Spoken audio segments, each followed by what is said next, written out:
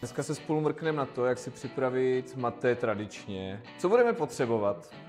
Kalabasa, v našem případě nerezová. Bombila. Pro ty, co to neznají, to je takový filtrační brčko. Trochu studené vody, teplá voda. Určitě by neměla být vařící, ideálně je 70 stupňů. Yerba maté. My použijeme náš Pure Leaf, protože je ideální pro začátečníky. Nasypeme si maté zhruba do 3/4 kalabasy. Vezmete kalabasu, trošku ji takhle nakloníte, zacpete rukou, párkrát takhle se třepete. Proč je to důležitý, si řekneme na konci videa. Když jsme to sklepali, tak se nám tady udělala taková dutina. A do té nalijeme trošku vody pokojové teploty. Stačí takhle. Nenalívat tam moc, jinak se to vysype. Teďka potřebujeme chvilku počkat, až se nám ta studená voda vsákne do lístků a na to máme takový trik. Podložíte si to bombilou, takhle opřete kalabasu a chvilku počkáte.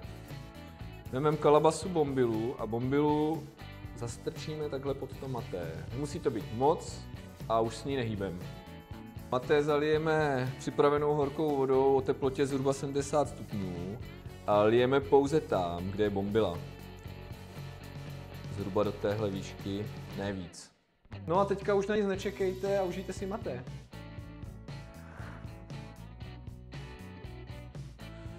Maté můžete zalívat opakovaně. Klidně až 15krát. A nebo prostě dokud má sílu a dokud vám to chutná. Teď pro vás mám 3 tipy na závěr. Maté by v kalabase nemělo plavat, ani by se tam nemělo dlouho luhovat.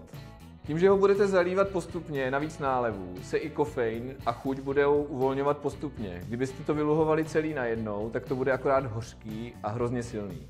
Proč jsme předtím maté sklepávali na stranu? Je to jednoduchý. Prach se dostane ke stěně nádoby a nahoře zůstanou jenom ty větší listy, které pak fungují jako přirozený filtr. A pak se vám neucpává bombila.